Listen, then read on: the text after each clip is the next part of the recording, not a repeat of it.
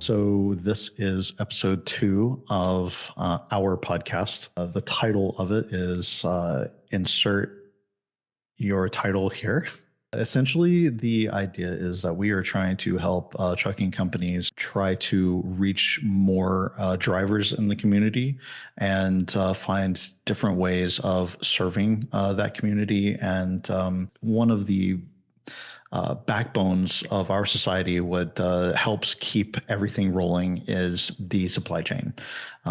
We wouldn't have our toilet paper. We wouldn't have our frozen dinners. We would not have our fun electronics if it weren't for the men and women who spend countless hours on the road. So we're looking ways for interesting and new and effective ways of serving that community. We have a guest with us today to sort of talk about an important topic that seems to have become pretty prevalent over the course of the last several years, and it's kind of cropped up in notice. And yeah, we just kind of wanted to talk to an expert here and kind of do a little bit of a deep dive into it.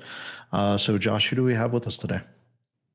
Well, we're very grateful to have Christy with us. She is a board certified counselor, founder of Be Inspired Counseling and Consulting, which has a few locations now across central Louisiana. It's grown a lot over the last few years. It's been really impressive to watch. She's also co-owner of the Practice Collab, which is for owners of group therapy practices. She's also the host of the Inspiring Possible podcast. So we'll be getting some tips from her on our podcast journey as well. And I just saw that last year you were the Central Louisiana Remarkable Woman of the Year. So congratulations on that. And thank you for joining us. Well, thank you guys for having me, because this is my passion, a topic. And so if I can serve those that serve, like you said, people that make sure that we get our toilet paper and all the other things, then I'm all for it. Now, the essentials you'll notice when they disappear. A lot of Americans learned during the pandemic. I think the supply chain impacts a lot of things. Ironic that you say that. Actually, during the start of the pandemic, this is a rando thought, but I actually got called in because I was kind of a contractor for an EAP service that provided sometimes help for, employees that were in a state of stress or overwhelm or something tragic happened or whatever. And so they actually called me into a Walmart distribution center where I stayed for a whole month. Now, ironically, we were providing support to the individuals that were making sure that things got distributed internally, right, to get to the truckers. But I bet you a lot of truckers fell through the gaps at that point as well, because they were still not always getting direct, sometimes care or service or support, but they were still having to, drive these long distances or drive different places to make sure, people were provided for. So that we had toilet paper, because that was the big thing. Yeah. There were some rough moments there at the start of the lockdown too, with guys getting shut out of restaurants and rest stops. But like we're talking about today, hoping to dial in and focus a little bit on mental health and the trucking industry, and talking about like things that employers could do a little more with that. Yeah, I mean, there's always opportunities to kind of highlight, because now, like you said, nowadays there's like a month or a day for all kinds of things, right? But since we're talking about mental health today, there are months that are Mental Health Awareness Month. That's in May, PTSD month in June. Actually, right now we're in the middle of Men's Mental Health Awareness Month, which I know we have, both female and male truckers. But that's one of the things. And so there's always different times of the month where there might be a different highlight on different types of month that raise the spotlight for mental health. But I think one of the things that's important is that if you have any employees at all, then those are people that have, physical health needs, mental health needs, they have relational needs, whereas, they may have families or people that they are helping support and provide for with their job. And so there's a lot of different components of a person. And one of those is mental health. And I think it's getting talked about a little bit more so. And I can't imagine too, and I know we got some statistics to maybe share for those employers, but for truckers, it can be a very, very lonely profession where they may not have as much interaction, at least face-to-face contact interaction. They may have contact over the CVs and all that kind of stuff, but they don't always get to see people. They're away sometimes if they're long haul truck drivers, away from their families for longer periods of time. So they don't always get that kind of to go home and I'm around my support system. It's like I may not see them for a while. So there are a lot of things that I think put truckers at a unique position for challenges in their mental health. Yeah, no. Yeah, a lot of it's kind of intuitive when you think about it a little bit, or if you like have friends or family that do truck driving, you definitely have a different appreciation and perspective on that kind of stuff. Yeah, you mentioned studies, like some that we found. We may do like a link to a blog or something with this, but just like off the cuff, a couple of studies, like there was one in Canada that found that nearly half of long haul truckers reported symptoms of depression. Other studies have found like depression, anxiety, other emotional issues. And it's like a lot of it's like pretty intuitive. If you think about the guys having to spend a lot of time either isolated in a truck or just on the road and maybe not always feeling appreciated for the work they're doing. Sleep. They've done a lot of studies about sleep and its correlation to mental health. And for truckers, if they're sleeping in the bed of their truck, you never know if they're in a truck stop that may have interactions. People coming and going at all hours of the night. That could disrupt your sleep. Any kind of thing where you're not getting quality sleep and then you're having to have awareness for long periods of time, right? Oh, yeah. That can really impact somebody's mental well-being. And if they don't have people to always process that, or I've just seen in my own personal life, I can think of a friend of a family member that did long hauls, and it led to things like that you wouldn't, maybe it wasn't the original cause, but led to things like substance use because we're going through long periods of time.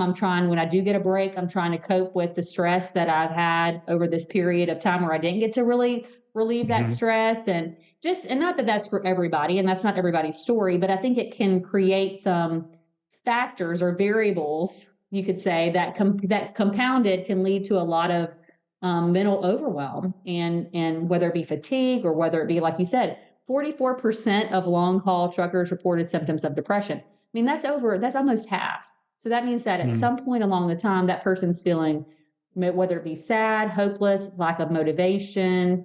And I bet you a lot of that is correlated with, you think about a lack of movement because you're sitting for long periods of time, lack of sleep or poor sleep. And I think that all kind of affects our overall, only our overall well-being, but our mental well-being. Mm-hmm. For sure. Thank you. Yeah. One thing that comes to mind with this kind of topic for me, at least, is like this feels like there's a little bit of a paradigm shift where we're like thinking about employers, like, should employers care about this type of issue? Because like historically you would think like the employer's only job is to just pay you for the time you're there, but it's like have this kind of responsibility creep or expansion of like employers offering health insurance as like a pretty standard benefit and stuff. And so like, I feel like there's like a shift of like, is this a new thing? Should employers care about employee mental health? Like obviously there's some direct cost benefit, but yeah, I mean, I think, and I'm curious to hear too, Matt, your thoughts on this too. But I think it boils down to, when you're really thinking about this, if you are a business owner, and I can even think of my own profession, right? And my profession employs a lot of therapists, and then we have then we also have administrative support that supports the therapists to do the work that they have, right? Mm-hmm. But as an employer, let me put that lens on perspective versus a mental health professional. Sure. Yeah. From an employer, I know that if I can make sure that my employees are retained, that means I don't have as much cost of turnover or having to onboard or train or get them acclimated to our culture, get them acclimated to what our expectations are, the way that we do things. And I'm going to assume this about the trucking industry, and maybe y'all can tell me, but I'm sure each employer maybe does things a little bit differently. There might have the standard of expectations that's kind of like, by regulations, you have to follow this. But there could be different ways you report time, or I don't know. There's probably different nuances to each way each company does things. Am I correct? Yeah. The dispatch and the open door policies that some companies are more invested in. to like listen to employee feedback and And stuff. I think we're having to get creative these days about how can I be able to retain and prevent as much employee turnover, especially for the good employees, right? The ones that are there, they're coming, taking the shifts, they're going to be there when you need them, they're dependable, they're reliable. They're going to be the ones that are really going to be able to step in maybe when you need an extra set of hands or things like that. And retaining those employees, I think, are more at the forefront of employers' minds. And so I think when you're thinking about how can I create a good culture, when I do have all of these employees that are essentially remote, right? They're independent, they're out there, like I check in with them, but I'm trusting them from get to point A to point B with this amount of stuff, and that they do it safely and they get there on time when they need to be, right? I think you have to start considering what are some other things and ways that we can support our employees. And one of that is by considering, is there a way that we want to offer some type of benefit that supports them and being able to do that? For sure. Yeah. And talking about being people being remote and stuff too is interesting, because it's like a lot of offices and face-to-face employees, like you can kind of check in person more casually, as opposed to like these guys that are out there on the road for weeks at a time, or whatever else at different distribution centers. And it's a lot of responsibility, like the volume of freight and the size of those vehicles on the highway and stuff. So that's, well, and I know truckers do have their own communication, right? Like they have a whole other world of communication and how they interact with each other. But I'm going to guess, and this is an assumption, they're probably not going to pull up on the CV and be like, guys, you know what? I'm feeling pretty depressed today as I'm driving down the road. Like, will somebody talk to me about my feelings? Like, yeah. I have a feeling that that's not happening. I may be wrong. There might be some really supportive. Yeah, I mean, there's a shift in like the CB usage for sure. I guess I just wanted, like, as we were talking about like addressing these mental health issues, I think one of the major problems, aside from the fact that there's this giant stigma towards mental health, is that it's so much harder to identify than physical ailments. You know, if someone gets out of a truck and, you know, they're bleeding, you're like, oh my God, go to a hospital, you know? But, you know, you can't necessarily immediately identify, you know, if someone's been, you know, crying, or if someone's super depressed. You know, you could maybe over weeks, but again, these truckers aren't in one place for very long. So I could see my coworker over 2 weeks and notice a difference, but it's probably going to be much harder to identify something like that with a truck driver that you see once a week, once every 2 weeks, or even less. So I guess what would possibly help employers identify mental health problems before they become actual problems? Yeah, I mean, you just brought up an excellent point, and I'm glad that you shared that, because I do think that is the reality. And I do think that different industries attract different people too, right? And so a trucking industry, I would guess, I know that there's very extroverted people out there that love to interact with people, and they're still a truck driver, right? But it is going to pull more sometimes introverted people that don't mind being by themselves for long periods of time and things like that. And being by yourself for long periods of time, you get really internal. So a lot of times you don't always see the external. And when you don't have frequent interactions with people, you don't always know how they typically are on their normal day or not. I would just say it's really hard for employers to sometimes notice these things. And I don't know if there's a great way to check in, because you still have to maintain that employer-employee relationship. And to your question, Josh, earlier, of like, how much, to what extent, how often should employers really try to kind of provide support, or then also figure out when they can help. But I do think, for what I would think as an employer of truckers, a positive thing to have would be to like have a helpline or something, that if people are struggling, here's how they can reach out. You may not always notice it because it causes somebody has to reach out and ask for help, right? If they are struggling. But what are some things that maybe you can do, that whether it be an EAP program, if you're able to do that, or health insurance, or a place that they know how to contact somebody if they're needing, because you're not always going to see it. But I think if you start to notice behaviors like somebody not checking in on time, like they normally do. Like maybe this trucker has excellent, they get to where they are supposed to be on time all the time. They report in when they need to, they're consistent, they're reliable. And then you start to see those behaviors shift a little bit, then that could maybe just be cause for a check-in to say, hey, I've noticed that these were your typical behaviors, because those are the only ones you can really see, right? And as an employer, here's what I'm seeing now. Is there anything that could have caused, or is there anything going on that maybe is causing you to not be as reliable as you once were? But it is hard because you don't see these people all the time, and you are just maybe talking with them verbally or not. I'm sure there's some employers that have employees that they probably maybe even never see. Is that a possibility in this industry? Oh. Like you might have checked on them on virtually, but you might not always see them in person. And so it is hard to always get a gauge on how somebody's doing. And I think, as employers too, I think what we can do is offer some type of resource to say if, then, but it's hard for us to be fully responsible of knowing how somebody's doing if we're not able to really kind of check in with them all the time. Kind of on that note, one thing that I'd heard about fleets doing, there's usually there'll be like a dispatcher that'll communicate more frequently with their like company drivers and stuff to like let them know where to go next and stuff. But some fleets, if they're like mid-size, will have a different person that's like specifically checking in with drivers about their like more general well-being or complaints or like status. And so like you can have a separate person that's not just there to hassle them about getting to the next spot on time, but like more broadly associated with like, how are you doing? Is there more we can do to support you? Do you have any, complaints and stuff? And so that could be helpful if there's a separate point of contact for like the less workaday stuff. But yeah, and that's a great point. And I think also putting somebody who can listen in that role too is really important. So if you're like listening and you're like, man, that might be something that we want to adopt at our company, I would say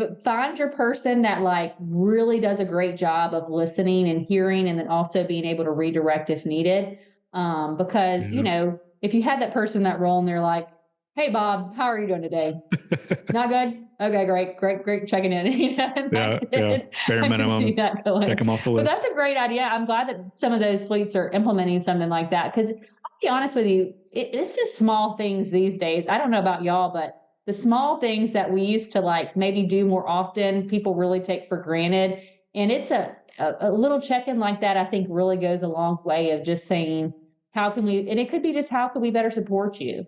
They may not give you any feedback. They may give you some, but at least it shows that you're taking an effort that goes a little bit above maybe what's normally expected, to just say, hey, you matter to us as employees. And I think for a lot of employees, just being appreciated or know that they matter to somebody goes a long way.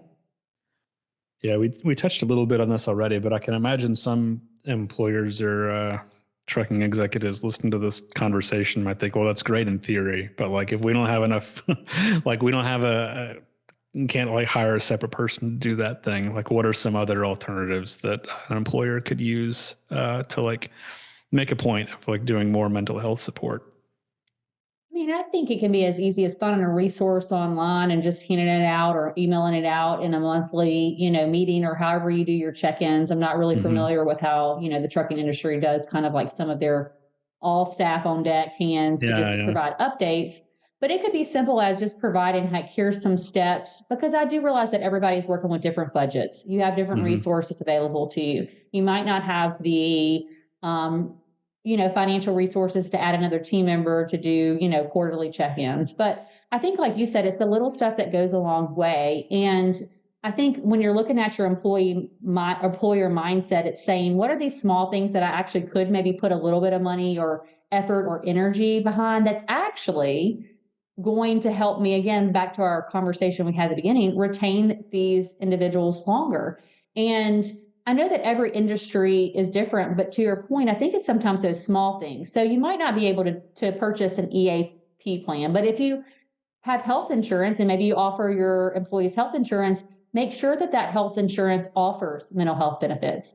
You'd be surprised, but there's still a lot of health insurance plans that don't always have mental health benefits associated with them. So that could be one step, is getting with your group benefits coordinator and saying, hey, does our health insurance actually provide mental health benefits? And that might be something. It could also just be educating your workforce on what benefits they actually have at their disposal. Yeah. On the opposite side of the end of things, I'll be honest with you, I'm a mental health therapist. Before I became a business owner and all those things, like I knew a little bit about my insurance, but I still did not really understand it. I didn't know the difference Same. between deductibles, copay, what was covered, what wasn't covered. Oh, I could get therapy with that. Like there's so many things that people don't even know that they don't know. And so a little bit of education or training goes a long way just to let your employees know, hey, here's the benefits that actually are within your benefits package. Here are the things that it covers. If you're struggling, here's how you can maybe reach out for help. Here's some actually crisis response lines. Like I think the one is 988, mental health. If you're really struggling in the moment, here's somebody you can get on the phone. And guess what? If you're a trucker, you might be talking to people at times. You might have time to talk to somebody who could actually talk you through something until you get to the next stop or until you get to the next point. And they could actually maybe hook you up with mental health resources in your area. I know that's a challenge. I will say that truckers, especially long haulers, might have in accessing mental health care. And that's something for as employers they should know is that a lot of times, a lot of mental health services are bound by state. And so here's where it gets a little complicated is that, like, let's say that I reside in Louisiana, but I actually am driving from Louisiana all the way to California.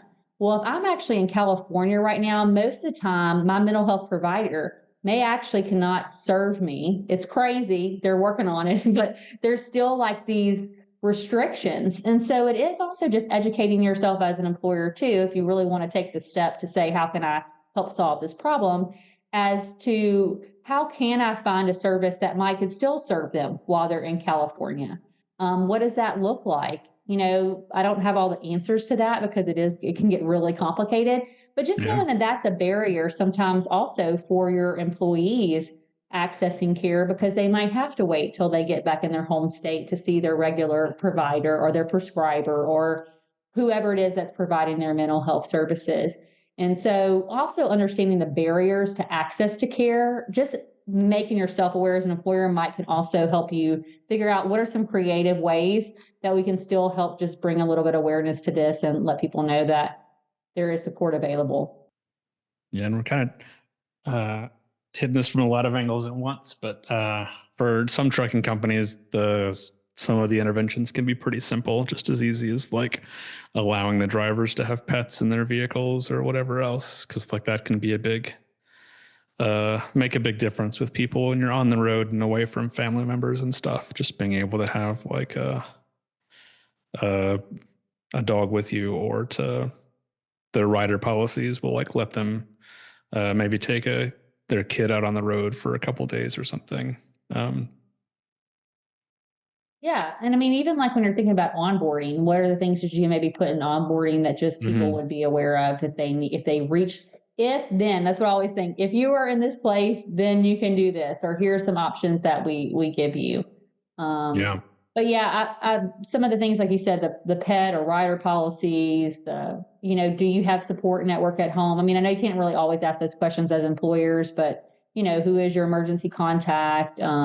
Encouraging them to lean on their supports as needed, and just being creative. And again, back to those little small things go a long way. Checking in with people really does make a difference, I think, overall.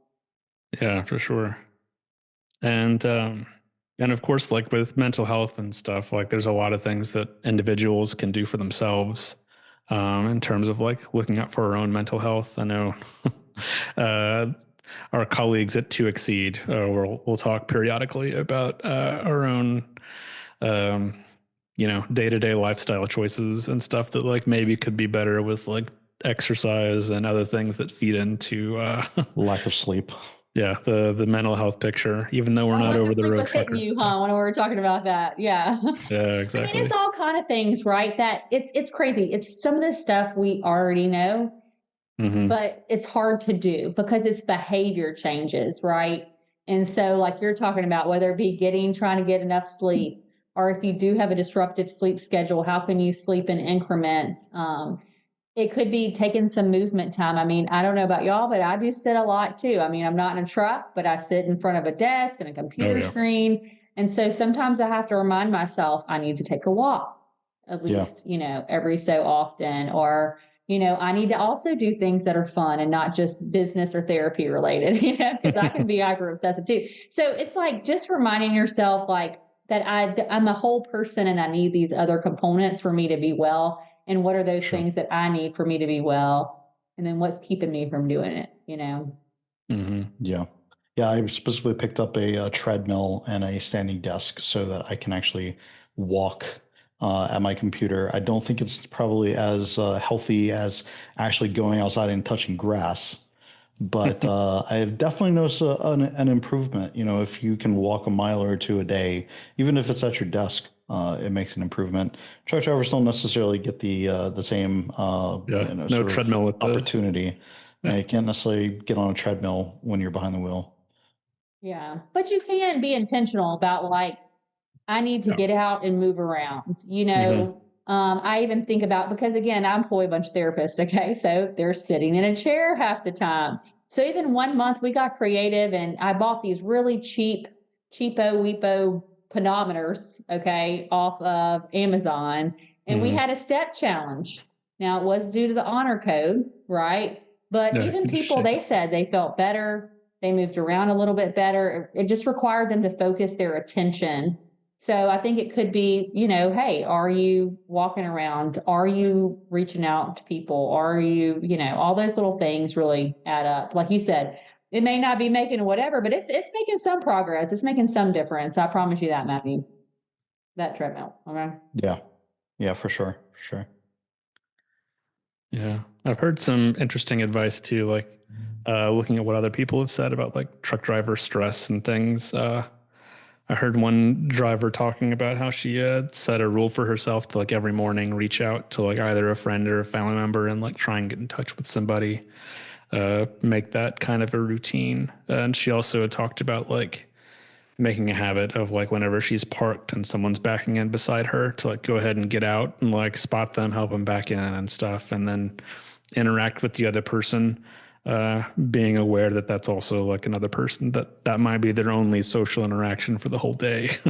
And you can try to help each other out. And like, even if it's not your default personality type, trying to make a little bit of an effort to connect with people and put yourself out there.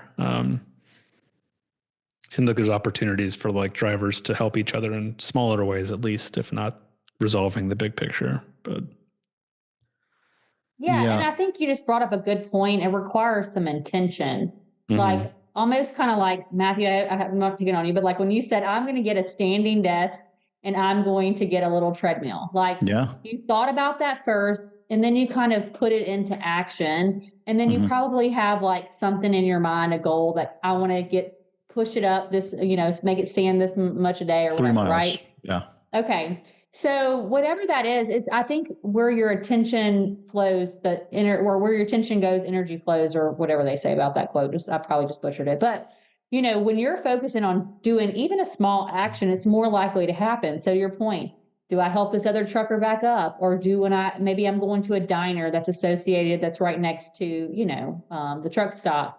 Maybe I see another person sitting there. Maybe my goal is to engage in conversation, or maybe it is for me to walk around in a circle 5 times. People might think I'm looking weird, but at least I'm moving my body. Whatever it is, those small things really do go a long way.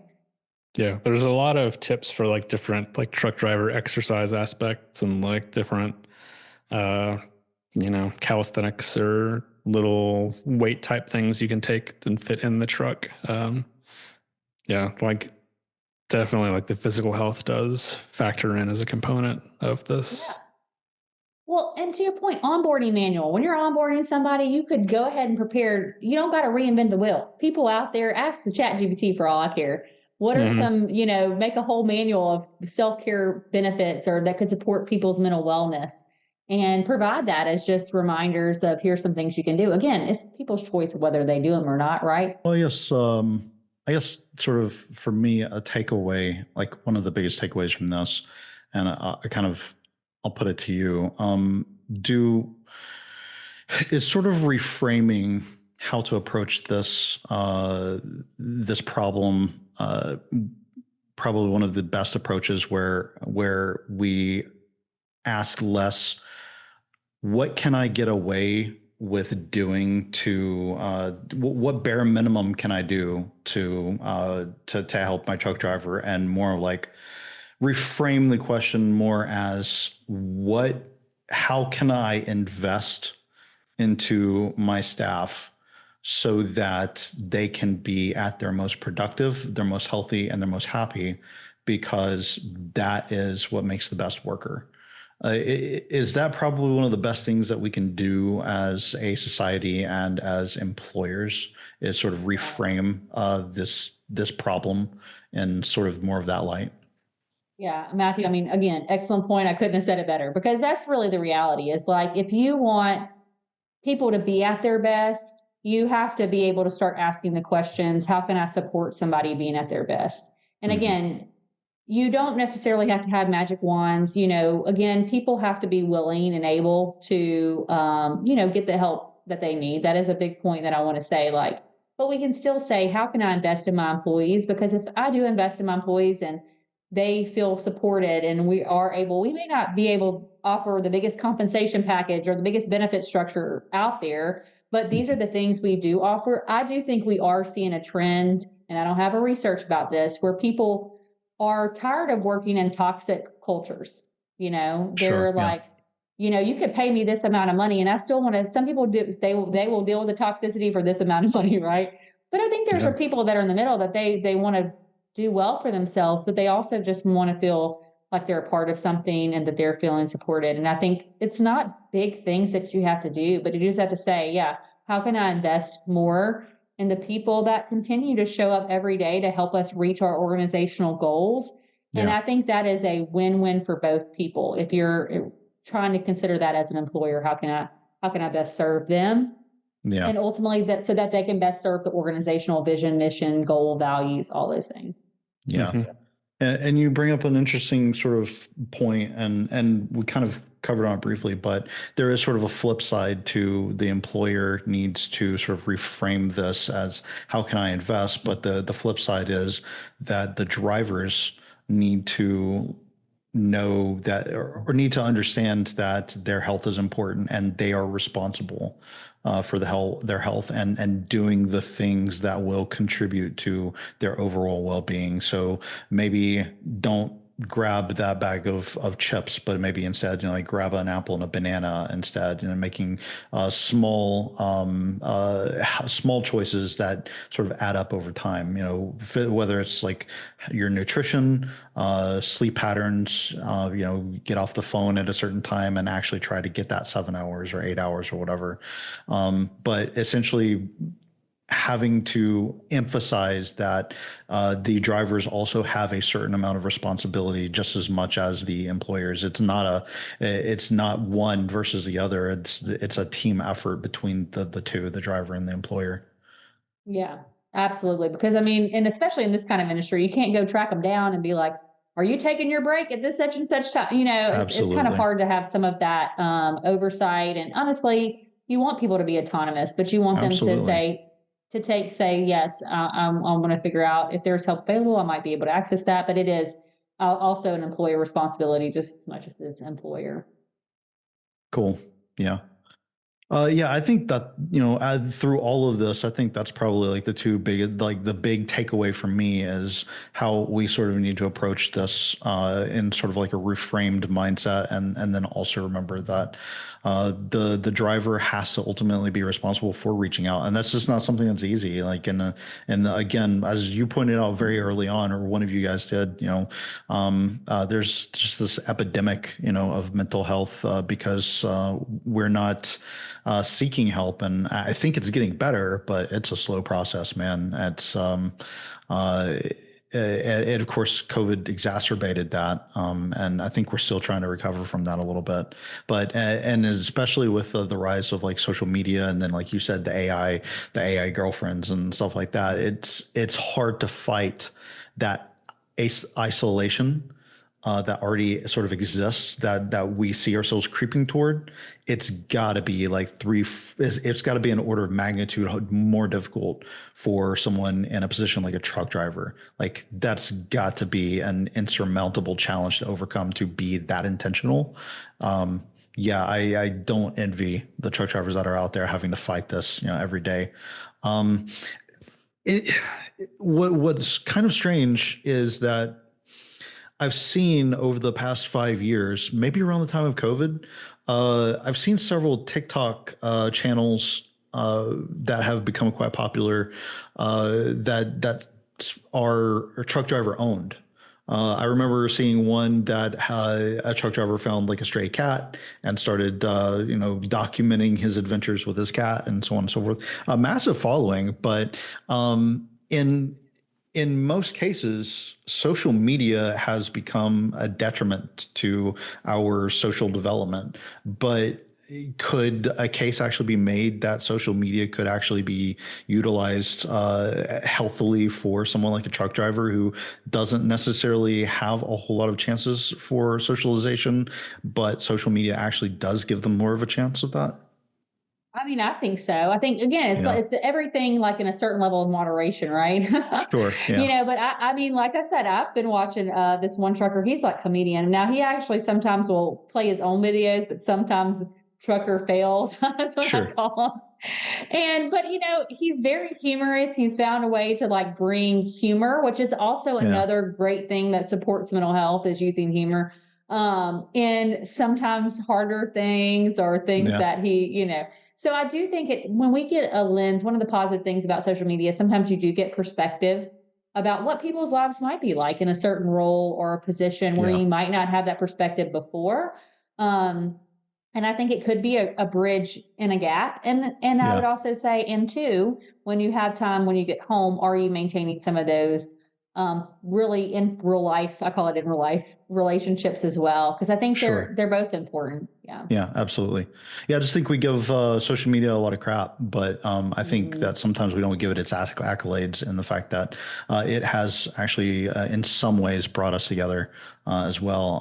And yeah, I don't know, just an observation I had while we were talking about everything. But other than that, I think that's like this has been really enlightening and sort of having you come together and sort of frame everything in a way that and consolidate everything in a way that makes sense. Yeah, it's been a really useful, really productive conversation. I appreciate it. Yeah. Well, thank you all for having me. Yeah, thank you, Christy. It's great. Yeah. Any last thoughts yourself, Josh?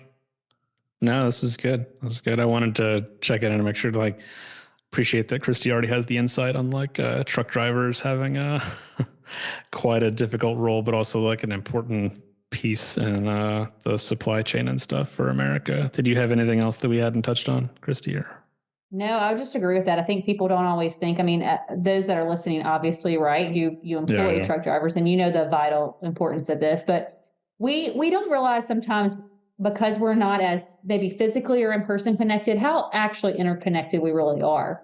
And Hmm. supply chain is, there's a lot of things that I use in my everyday home pass through a lot of hands before it actually gets to me, which means that we do need each other still. And so I think that's another component maybe I'll leave employers with today is that we need each other to be able to reach goals, to be able to make things happen, to supply things for other people. And so I think it's just remembering that the people you employ are human Yeah, and asking yourself, how can I continue to be a better human and how can I support them in being a better human too? And I think ultimately if we're focusing on that, then you can't go wrong.